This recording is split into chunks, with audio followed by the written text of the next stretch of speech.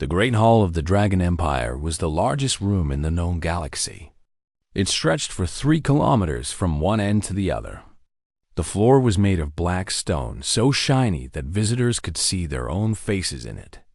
Along the ceiling, real stars floated in special containers.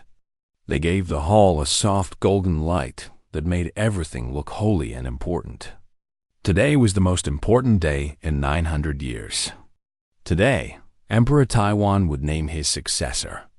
The emperor sat on his throne at the far end of the hall. He was very old, older than any living thing should be. His skin was pale gray, and his eyes glowed with a soft blue fire. 2 small horns grew from his forehead, marking him as a true dragon. He had ruled the empire since before most species had discovered space travel. He had seen wars and peace, death and rebirth. He was tired now. It was time to pass the crown to someone younger. Below the throne, thousands of guests stood in perfect rows. They came from 400 different planets. Some had scales. Some had fur. Some had no bodies at all and floated as clouds of light. They were diplomats, generals, scientists, and rulers of their own worlds. They had all come to witness history. At the very back of the hall stood the common workers: cooks, cleaners, repair workers, and servants. They were not important enough to stand near the throne, but they were allowed to watch from a distance. Among them was a small human woman named Bora. She wore a simple gray uniform and held a mop in her hands. She had been cleaning the palace for 32 years. No one ever noticed her. She liked it that way. The ceremony began with music. 1,000 instruments played together, creating sounds that could make even the coldest hearts feel something. The great doors at the back of the hall opened slowly. Through them walked Princess Yuna. She was beautiful in the way that dangerous things are beautiful. Her hair was black as space and fell past her shoulders. Her eyes were gold, like her father's had been before age turned them blue. She wore armor made of dragon scales, each piece worth more than some planets. A sword hung at her side. She had used that sword to end the Nebula rebellions when she was only 16 years old. The galaxy knew her as a warrior. At 20 years old, she had led armies. At 25, she had killed the warlord of the Broken Stars in single combat. At 30, she had brokered peace with the Silicon Mines, a race of living machines that had never spoken to organic life before.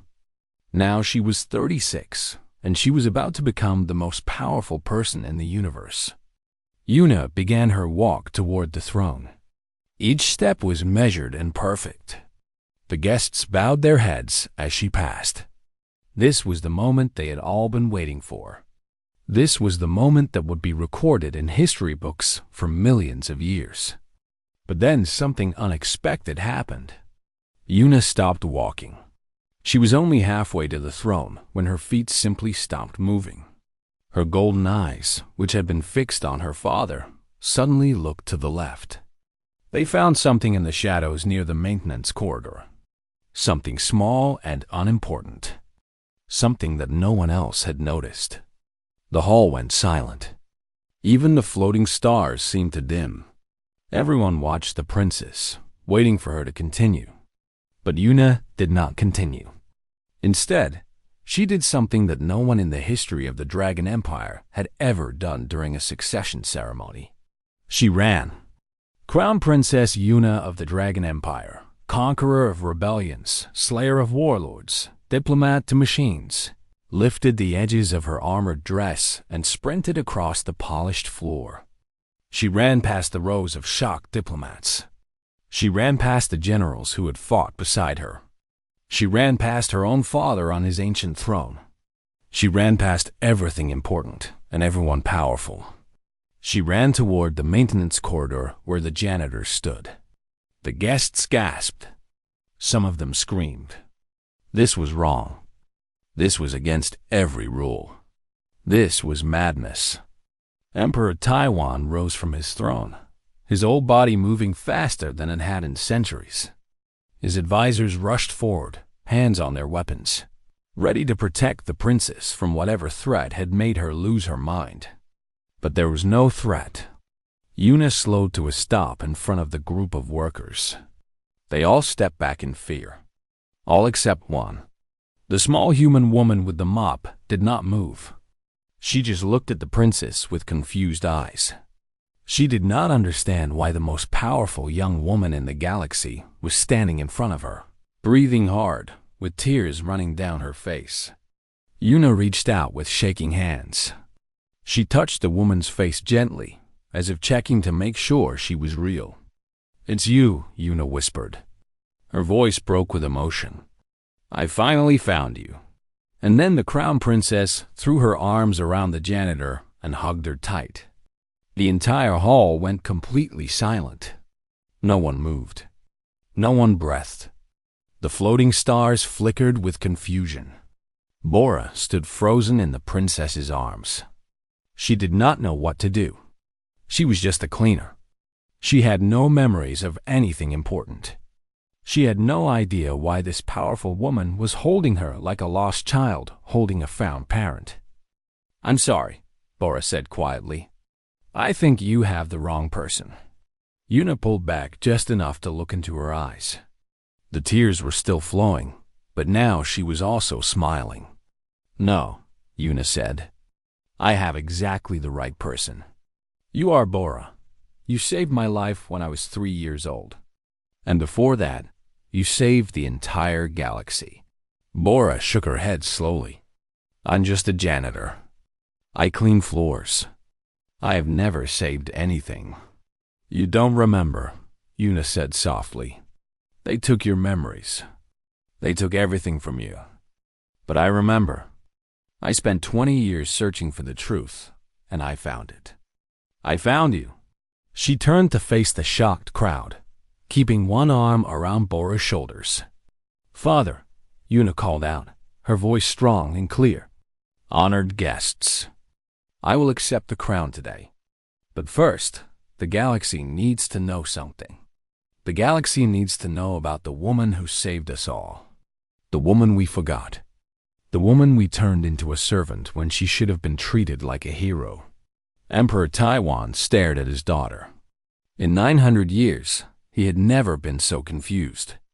"Una," he said slowly, "what are you talking about?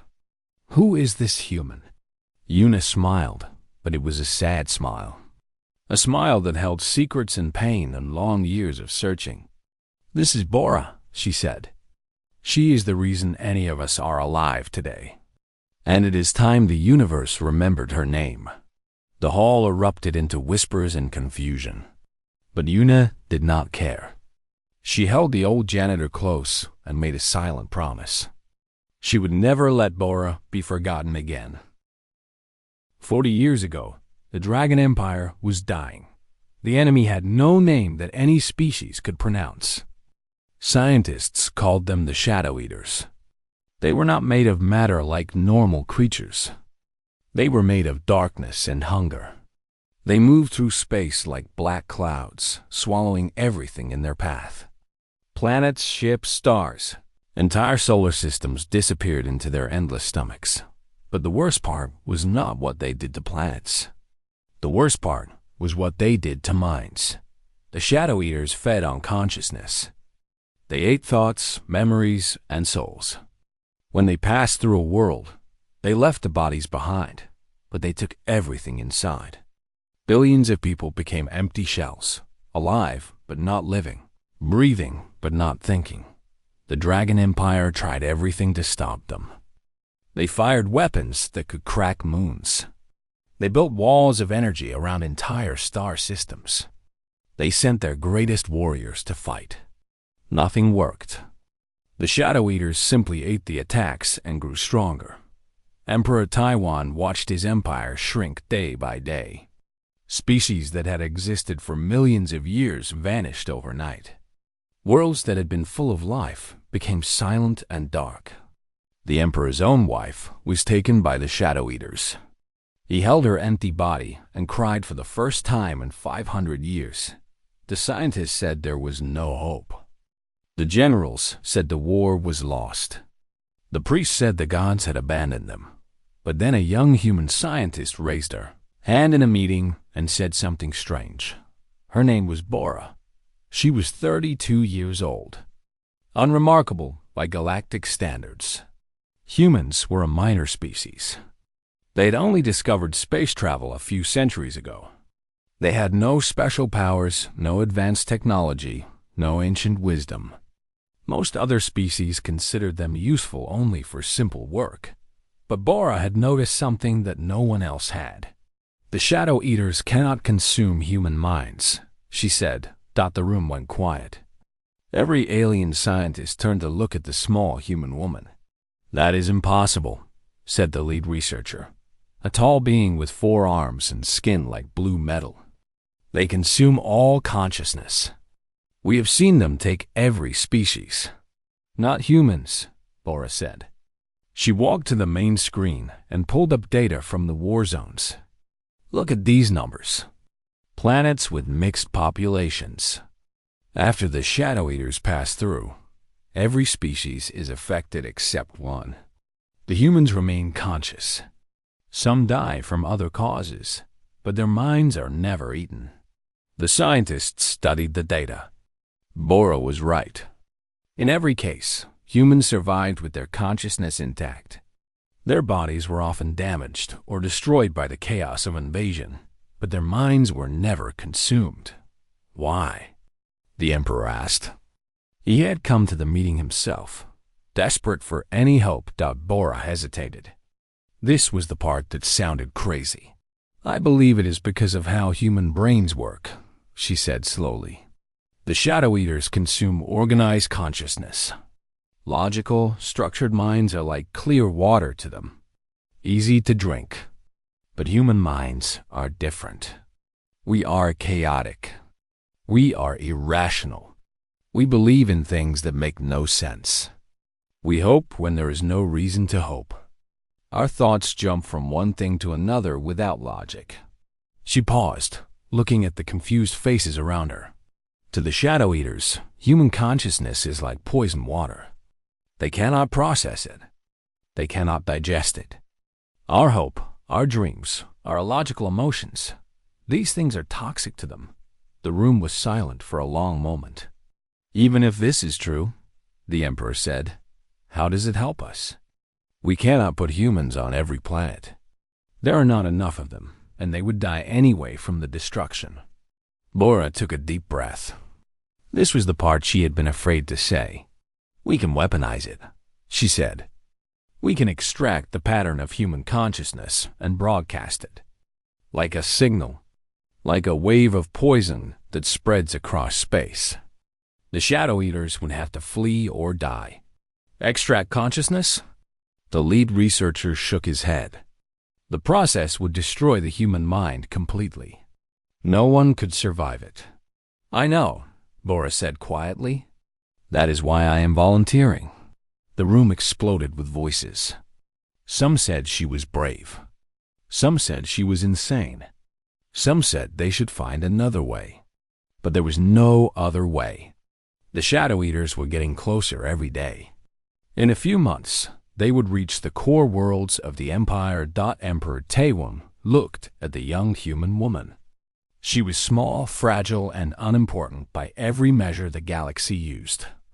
But she was offering to give everything she had to save species that had never treated her people with respect. Why? He asked her. Why would you do this for us? Humans are treated poorly in this empire. You clean our floors. You serve our food. You do the jobs no one else wants. Why would you sacrifice yourself for beings who see you as lesser? Bora smiled. It was a simple smile, full of warmth despite the cold words she had just heard. Because someone has to, she said. And because I hope it will make things better. Maybe not for me. Maybe not for humans in my lifetime. But someday. I hope that someday things will be different. The Emperor had no words. He had ruled for centuries, and he had never met anyone like this. The project took 3 months to complete. Scientists built a machine that could read Bora's consciousness and convert it into energy. They built transmitters that could broadcast that energy across the entire galaxy. On the day of the activation, Bora lay in the machine. Wires connected to her head. Tubes carried fluids into her arms. She was scared, but she did not show it. Will it hurt? She asked the scientists.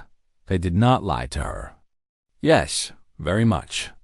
She nodded slowly. That's okay. I've had a good life. Short, but good. The machine activated. Bora screamed. Her consciousness was pulled out of her body like water from a sponge. Every thought she had ever had, every memory, every dream, every moment of joy and pain, all of it was extracted and converted into energy. The energy was broadcast across the galaxy. It moved faster than light, spreading like ripples in a pond. Wherever it touched the Shadow Eaters, they screamed too. But their screams were not just sounds. They were reality-breaking. They were entities of pure hunger, realizing that something existed that they could not consume. One by one, the Shadow Eaters fled. They pulled back from the worlds they had conquered. They retreated from the systems they had invaded. They ran toward the edge of the galaxy, and then beyond, into the empty void between galaxies. Into the nothing where no consciousness existed at all. The war was over. The Dragon Empire had won. And Bora woke up 3 months later with no idea who she was. The extraction had taken everything. Her memories of her family, her friends, her work, her name, everything was gone. She knew how to speak. She knew how to walk. She knew basic things about the universe. But she did not know herself. The Empire was busy celebrating. There were parades and holidays and monuments built to honor the victory. But in all the chaos, no one remembered to honor the woman who had made it possible. Her file was classified and sealed. Her sacrifice was recorded in documents that only a few people could access. A nurse in the hospital gave her a new identity. The name Bora was kept, but everything else was invented. A simple history. A simple job. A simple life. They handed her a mop and a uniform. You'll be working in the palace, the nurse said kindly. It's good work, stable. You'll be fine. And so the woman who had saved the entire galaxy began her new life as a janitor. For 32 years, she cleaned floors. She never complained. She never asked questions about her past. She simply worked, day after day, year after year, while the beings she had saved walked past her without a second glance. She did not know what she had sacrificed, but someone else did. A young princess had been watching, and that princess had never forgotten. Princess Yuna was 3 years old when she first met Bora. It was late at night in the royal nursery. The room was dark except for a small lamp shaped like a star. Yuna could not sleep. She often had trouble sleeping. Her young dragon blood made her restless. So she sat in her bed, playing with her toys, waiting for the morning to come. She did not know that 3 strangers had entered the palace. They were survivors of the Shadow War. Their species had worshipped the Shadow Eaters as gods. When the broadcast of human consciousness drove the Shadow Eaters away, these worshippers lost everything they believed in. Their gods were gone. Their purpose was destroyed. They blamed the Dragon Empire. They blamed the weapon. They blamed the unknown human who had provided the consciousness. They could not find the human. So they decided to hurt the Empire in another way. They came for the princess. The nursery door opened slowly. Yuna looked up, thinking it was her nanny coming to check on her. Instead, she saw 3 tall figures in dark robes. Their faces were hidden. Their hands held long, curved blades. Yuna was only 3, but she understood danger. She opened her mouth to scream. A hand covered her face before any sound could escape. "Quiet, little dragon," one of the strangers whispered. "Your empire took our gods. Now we take their future. The blade rose into the air. Una closed her eyes, and then she heard a thud. She opened her eyes to see one of the strangers falling backward. A mop handle had hit him in the head. Standing in the doorway was a small human woman in a gray uniform. Her eyes were wide with fear, but her hands were steady. "Leave her alone," Bora said. The strangers laughed. They were trained killers. They had fought in wars across multiple star systems. The idea that a cleaning woman could stop them was ridiculous. One of them moved toward Bora with his blade raised. She swung the mop again. He caught it easily and pulled it from her hands. She stumbled forward, and he slammed the handle of his blade into her stomach. Bora fell to her knees, gasping for breath, but she got up again. The stranger hit her again. She fell. She got up. He hit her a third time, harder. She fell. Blood came from her mouth. She got up. The strangers stopped laughing. They looked at each other in confusion. Why was this weak human still fighting? She had no weapon. She had no chance. She was clearly in pain. Any sensible creature would stay down and accept death. But Bora was not sensible. She was human. She grabbed a toy from the floor and threw it at the nearest attacker's face.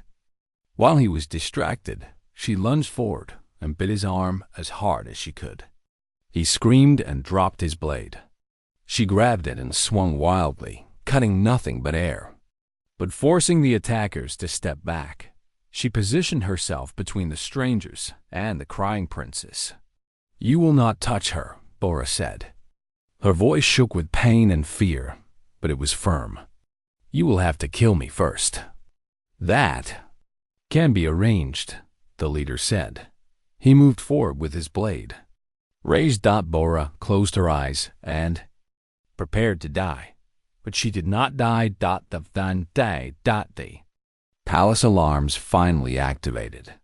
The royal guards burst through the door with weapons blazing. The three attackers were killed in seconds. Bora collapsed on the floor, her body broken in several places. She spent 6 months in the hospital. The Empire paid for her treatment because she had saved the princess. When she recovered, she received a small medal and a letter of thanks signed by the Emperor himself. There was a brief story about her in the news. For 1 week, she was famous. Then everyone forgot. The galaxy had bigger things to worry about. Politics, trade, new treaties with other empires. A janitor who had defended a princess was interesting for a moment, but it was not important in the grand scheme of things. Bora went back to work. She cleaned floors. She never spoke of the night she had fought for a child's life. She did not remember why she had been so willing to die for a stranger. It had just seemed like the right thing to do. But little Una did not forget. She remembered the smell of blood. She remembered the sound of the mop hitting the attacker's head. She remembered the face of the woman who had stood between her and death. She remembered asking her parents about the janitor and being told not to worry about it. She remembered feeling, even at 3 years old, that something was wrong, that the woman deserved more than a medal and a forgotten letter. As Una grew older, the memory stayed with her. She would see Bora sometimes, cleaning the hallways of the palace. The janitor never looked at her, probably did not even recognize her. But Una always noticed. When she was 16, after she had won her first war, Una finally decided to learn the truth. She used her new power and influence to access classified files. She searched for anything related to the janitor named Bora. What she found was mostly boring. A simple life. A simple job. Nothing special, but there was a strange gap in the files. Bora's records started 32 years ago with her assignment to the palace. Before that, nothing. No birth record. No family history. No childhood. It was as if she had appeared out of nowhere. Una dug deeper. She found references to a sealed file from the Shadow War. The file was protected by the highest level of security. Even princes and princesses could not access it. Only the emperor and his closest advisors knew what was inside. For 5 more years, Yuna searched for ways to open that file. She traded favors. She made deals with information brokers. She even learned to hack computers, a skill that princesses were not supposed to have. Finally, when she was 21, she found someone who could help her. An old scientist who had worked on the weapon project 40 years ago. He was dying of old age, and he had kept secrets for too long. "I will tell you," he said, lying in his hospital bed. "I will tell you everything. Someone should know. Someone should remember." And he told her. He told her about the Shadow War. He told her about the weapon. He told her about the young human scientist who had volunteered to be the sacrifice. He told her about the extraction and the broadcast and the victory. And he told her about what happened after. She woke up with nothing, the old scientist said, tears in his fading eyes. "We could have honored her. We could have given her a palace of her own. We could have made her the most famous hero in the galaxy. But we were afraid. We were afraid that if other species knew a human had saved them, they would have to respect humans. And respect would mean change. Change is dangerous. So you erased her," Yuna whispered. "We erased her," the old scientist confirmed. "We gave her a mop and told her to clean. And that is what she has done for 32 years. Cleaning the floors of the palace she saved. Walking past the beings who owe her everything. Never knowing who she really is." Yuna left the hospital in silence. For the next 15 years, she gathered more evidence. She confirmed every detail of the old scientist's story. She found records, testimonies, data logs, everything that proved Bora's sacrifice, and she made a plan. She would accept the crown when her father offered it. But she would use that moment to tell the truth. She would make the entire galaxy watch as she honored the woman. They had forgotten Dot. She would give Bora back her identity. She would give humanity back its pride, and she would change the Empire forever. The day of the succession ceremony arrived. Yuna walked into the Great Hall, her heart pounding with anticipation.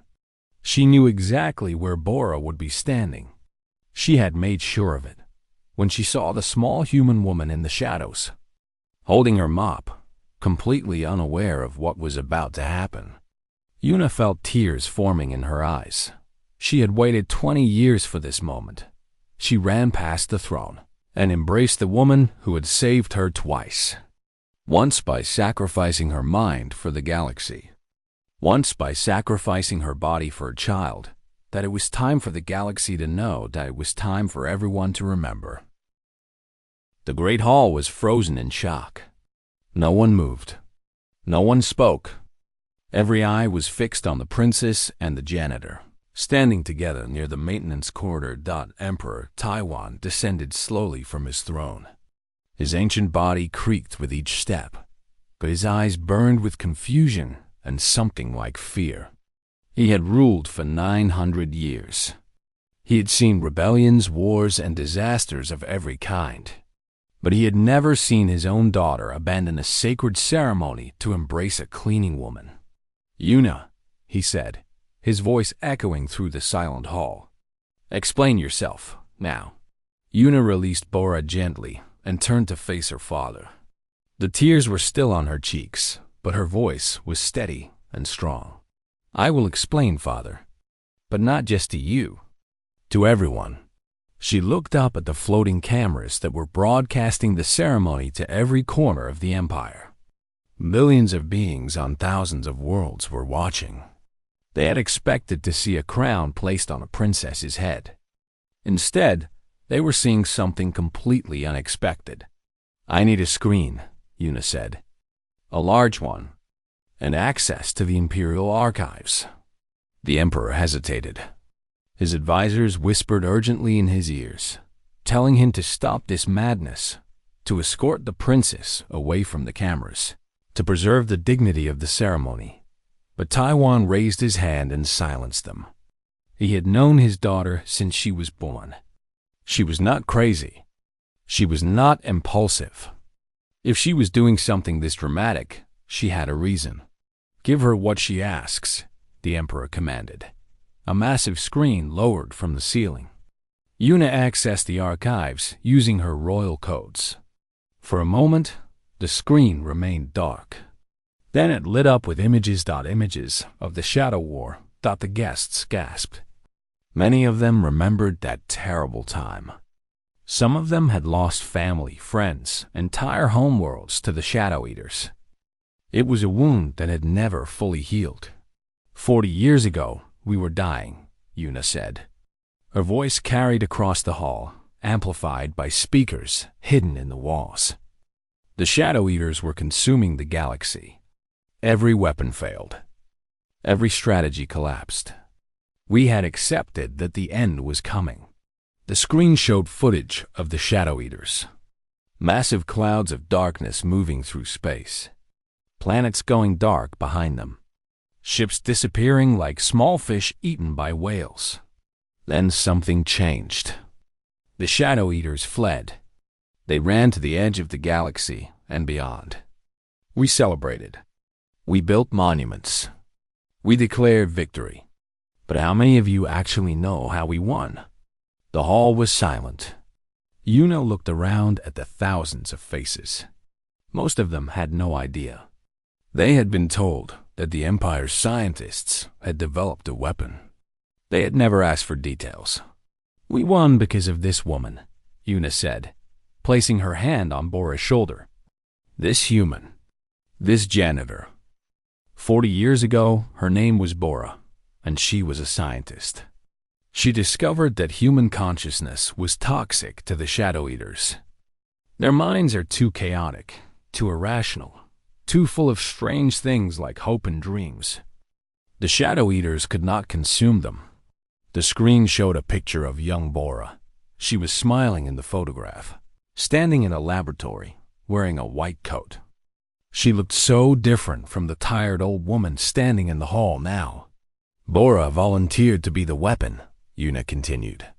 "She let scientists extract her consciousness and broadcast it across the galaxy. The process destroyed her mind.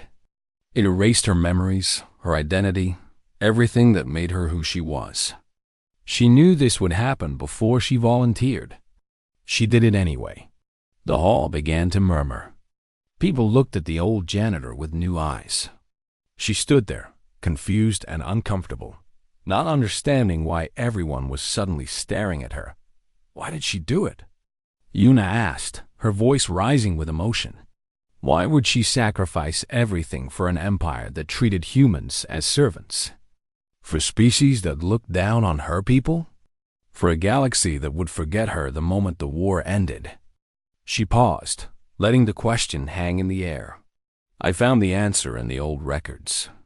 When the Emperor himself asked Bora why she would do this, she gave a simple answer. She said, "Because someone has to, and because I hope it will make things better.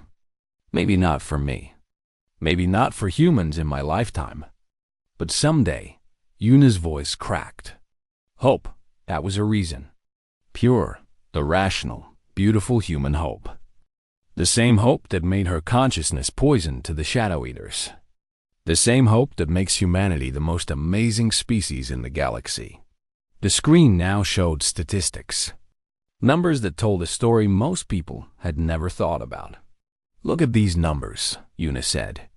Humans make up only 2% of the galactic population, but they hold 40% of the cleaning jobs, 60% of the dangerous mining positions, 70% of the frontline military roles. They do the work no one else wants to do. They go to the places no one else will go. And when disaster strikes, they are always the first to volunteer. More images appeared. Humans pulling survivors from collapsed buildings. Humans rushing into burning ships to save passengers. Humans standing between danger and those who needed protection. We call them weak, Yuna said. We call them primitive. We measure their worth by what they lack. They have no natural weapons. They have short lives. Their bodies are fragile. But we have forgotten what true strength means. She turned to look directly at Bora. The old woman's eyes were wet with tears she did not understand. True strength is not in what you are born with, Una said softly. True strength is in what you choose to do when everything seems hopeless. Humans choose to hope. They choose to help. They choose to sacrifice themselves for strangers. That is strength. That is power. That is something no other species in the galaxy can match. The hall had gone completely quiet again. But this time, the silence felt different. It was not confusion or shock. It was something deeper. Something like shame. Bora saved us all, Una continued. And what could we give her in return? We erased her. We handed her a mop and told her to be useful. For 32 years, she has cleaned the floors of this palace. She has walked past beings who owe her their lives, their families, their entire civilizations. And no one has ever said thank you. Emperor Taiwan closed his eyes. Memories flooded through his ancient mind. His wife, taken by the Shadow Eaters. The despair of those dark days. The miracle of victory. He had celebrated that victory many times. He had never once asked how it had really been achieved.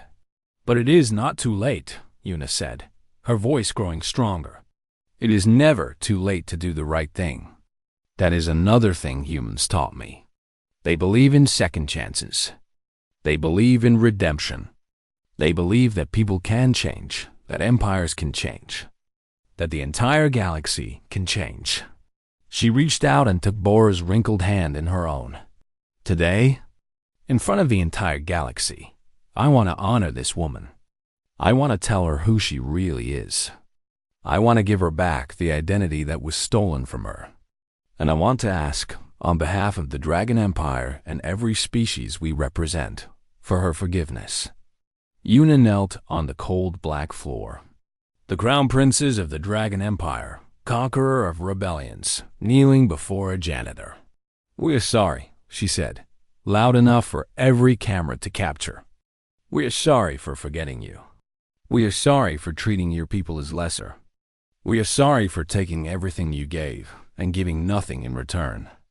You deserved better. Humanity deserves better.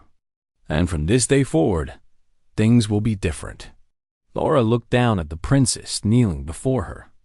She still did not remember her past. She still did not fully understand what was happening. But something in her heart responded to the princess's words. Something deep and old stirred inside her. She reached out and touched Una's head gently.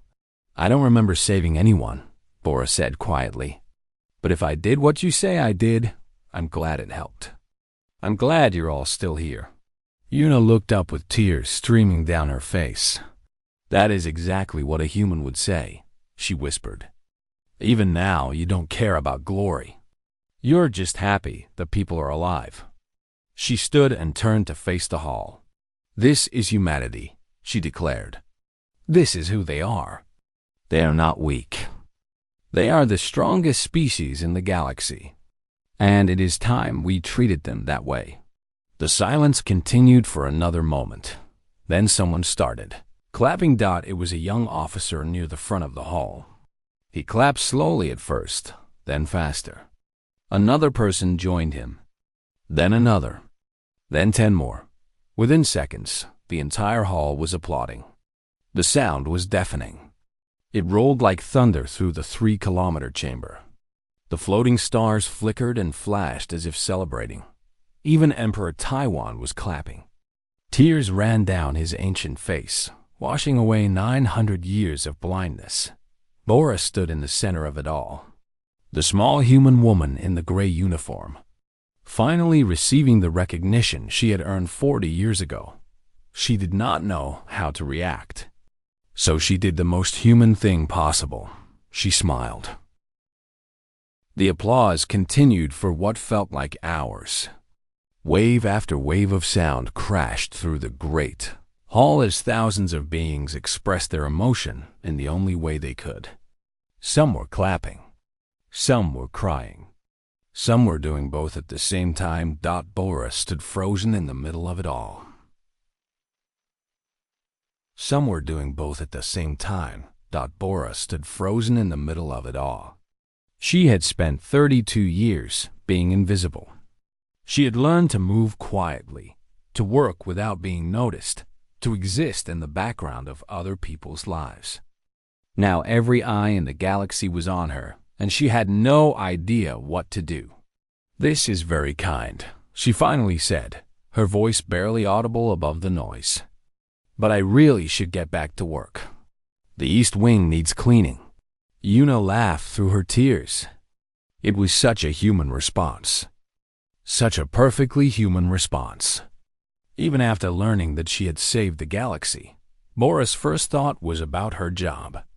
"No more cleaning," Yuna said firmly. "Never again. You are coming home with me." "Home?" Bora looked confused. "I have a room in the workers' quarters. Small, but comfortable. Where else would I go?" Before Yuna could answer, Emperor Taiwan stepped forward. The crowd went silent immediately. When the Dragon Emperor moved, the universe paid attention. He was so old. His scales had faded from bright gold to pale gray over the centuries. His horns, once tall and proud, had worn down to small bumps. His eyes, which had witnessed the birth and death of stars, now held an emotion that most beings had never seen in them before. Shame. The Emperor walked slowly toward Bora. Each step seemed to cost him effort. Not physical effort. Something deeper. With each step, he was confronting 900 years of blindness. 900 years of accepting the way things were without questioning if they were right. He stopped in front of the small human woman. She looked up at him with wide eyes. She had seen the Emperor many times from a distance. She had cleaned the floors outside his throne room. But she had never been this close to him before. She could see the texture of his scales, the depths of his ancient eyes, the weight of eternity pressing down on his shoulders. "I remember the Shadow War," Taiwan said. His voice was quieter now, meant for her alone, though every camera in the galaxy was still recording. "I remember the fear. I remember believing that everything was over. My wife was taken. My hope was gone. And then, somehow, we were saved." He paused, struggling with words that did not come easily. "I celebrated that victory many times. I built monuments. I declared holidays. I gave medals to generals and scientists. But I never asked the right question. I never asked who had truly made the sacrifice. I never looked for the human woman who had given everything." His ancient eyes closed briefly. "No, that is a lie. I did not look because I did not want to look. Because looking would mean confronting an uncomfortable truth. It would mean admitting that a species we had treated as servants had saved us all. It would mean changing the way we saw the universe. And change is hard, even for an emperor. Especially for an emperor." He opened his eyes and looked directly at Bora. "I am sorry. Those words feel small compared to what you deserve. But they are all I have. I am sorry that we forgot you. I am sorry that we used you and then discarded you. I am sorry that while you cleaned our floors, we walked past you without a single thought of gratitude. I am sorry." Then Emperor Taiwan the Undying, ruler of 1,000,000,000,000 worlds, did something that had not happened in 900 years. He knelt out. The gasps that echoed through the hall could probably be heard in neighboring star systems. The Dragon Emperor knelt for no one. He was the supreme power in the galaxy. Other beings knelt to him, not the other way around. But now he knelt before a janitor. "Forgive us," he said, his forehead nearly touching the polished floor. "We do not deserve it. We have not earned it. But I ask anyway. Because asking for forgiveness when you do not deserve it is something I learned from humans. It is something called hope. One by one, other beings in the hall began to kneel.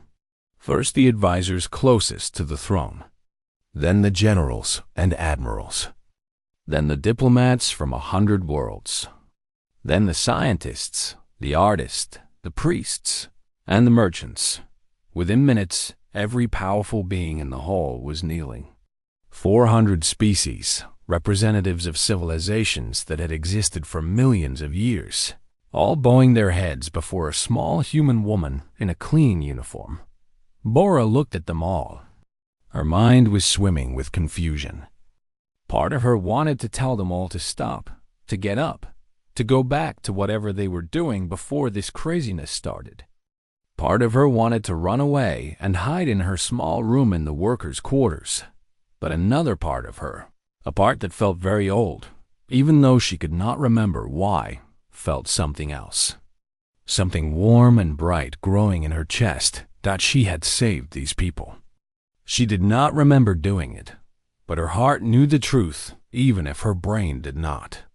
She had given everything she had to protect them, and they had finally come to thank her. Slowly, she reached down and patted the Emperor on his gray head. It was a strange thing to do, probably against 1,000 protocols and traditions. But it felt right. "This is very kind," she said again, her voice gentle. "But please get up.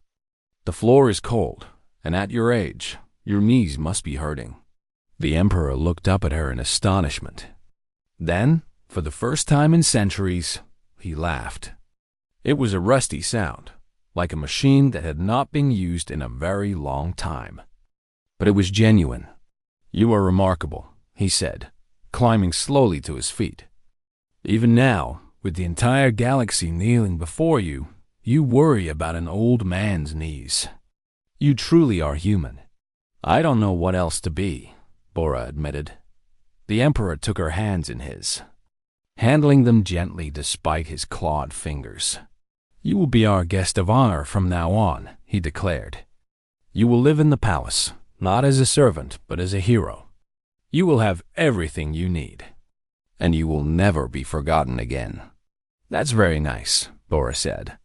"But I don't need much. Maybe just a window in my room. The workers' quarters don't have windows. I've always wondered what the sunrise looks like from the upper floors." Una stepped forward, her eyes still wet with tears. "You will have the best windows in the palace," she promised. "You will have anything you want. And you will have family. Me. I would be honored if you would let me be your granddaughter." Bora tilted her head, confused again. "Granddaughter? But we are not related by blood." "Blood is not what makes family," Una said. "Love is what makes family. Sacrifice is what makes family. You saved my life when I was a child. You fought for me when you had no reason to. You were willing to die for a baby you did not know. If that is not the action of a grandmother, I do not know what is." Bora was quiet for a long moment. Then she smiled, and it was the most beautiful smile Una had ever seen. "I would like that," Bora said softly. "I don't remember having family before.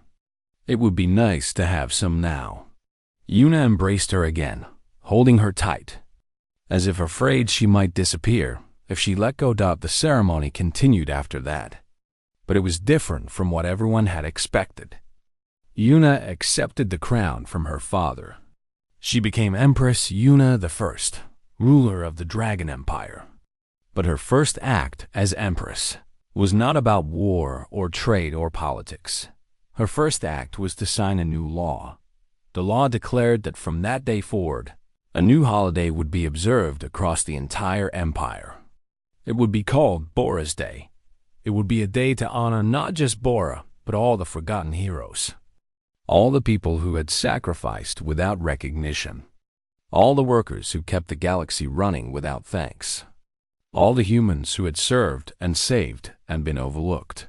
Her second act was to establish new rights for humans throughout the empire.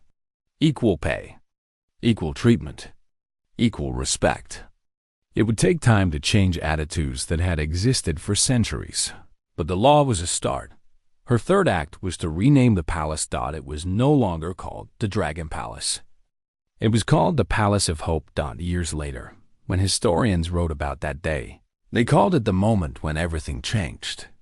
The moment when the Dragon Empire became something better than it had been.